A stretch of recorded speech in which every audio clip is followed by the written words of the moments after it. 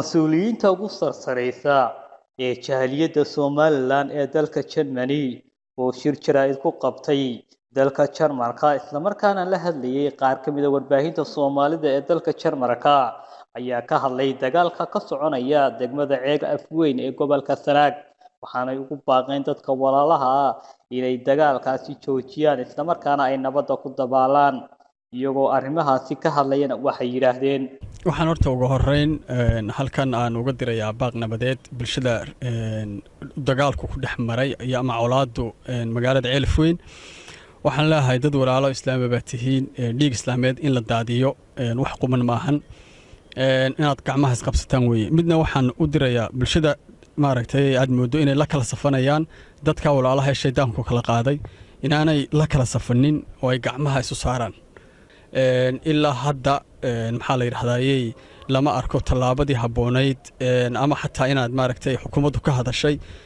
way waxa jira wararo ku tire ku teena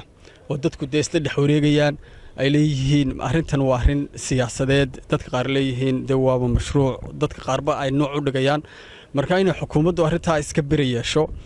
xataa suuqa ku jirta dadkan walaalaha ay wada dhasheen waxaan u soo jeedinaynaa inay Ilaahay ka baqaan waxa weeye inay waxa weeye mar waxa weeye ay nabadda qaataan oo waxa weeye isku soo noqnoqodkan iyo waxa weeye garasho la'aantan ay iska daayaan dhanka kalena mas'uuliyiintan kamid ah Jaaliyada Jarmalka ayaa sidoo kale golaha guurtida Soomaaliland ugu baaqay inay doorkooda qaataan isla markaana ay xaliyaan dhibaatada halkaasi ka taagan waxaanay sidoo kale shacabka reer Soomaaliland ugu baaqay inay meel uga soo wada jeestaan sidii dagaalkaasi loo soo afjari lahaa colaadda ka soo cusboonaatay mar labaad iyo mar saddexaad iyo mar afraad Ceega Afweyn waxaa leeyahay waxaad tihiin dad ehela xigaala wiil iyo abtigiya dad kala maarmaya ma tihiin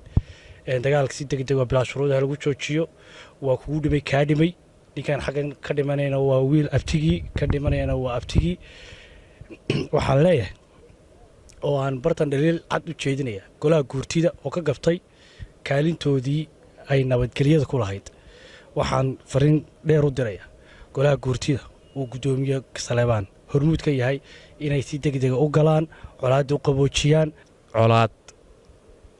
ha u horseedina oo dhaxal uga dhigina ubadkiina meeshii ay colaad aad dhaxal uga dhigtaan ama aad gudub dhaxal uga dhigtaan horumar way isdeenaysaan ubadkeenu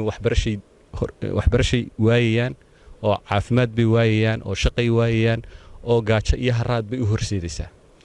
marka nabadda aynu qaadanaan leeyahay yaashii wadanku may dhammaan madaxdii wadanku may dhammaan waayeelkii waxgaradkii iyo cuqaashii may dhammaan haddii sidan lagu sii daawado waxay noqonaysaa in aynu isla dunno meeshaynu u soconaana ka weyn maxaa la yidhahdaa laba reer oo islaayay iyo gobol iyo tuulo ka weyn qaran baynu soconnaa inaynu caalamka aqoonsi ka helnaynu soconnaa dunida inaynu wax la qaybsanaynu soconnaa maanta hadday markaa sidan ku soo noqnoqoto waxay noqonaysaa inaynu ku noqonno halkeenu ka nimid Ilaahay ha kala qaboojiyo dawladda iyo dadka ha loo sheego cidda gardaran dhinacna ha laga soo wada maro ilaahayna ha inaga qaboojiyo waxa kale aan ku dirsan lahaa waxa weeye Ceega Afweyn Soomaaliya kuma taal Somaliland bay ku taala yaanin waxba ku xoqoqan oonan oran Soomaaliya iyo gacan kale ay nagu jirtay meel kale ay nagu jirta waxaan waa inaga cid inagu jirtaa ma jirto inagu runtaan isku sheegno dadkana hal kala qaboojiyo Saciid Cabdilaahi Xasan warbaahinta dawladda wadamada Yurub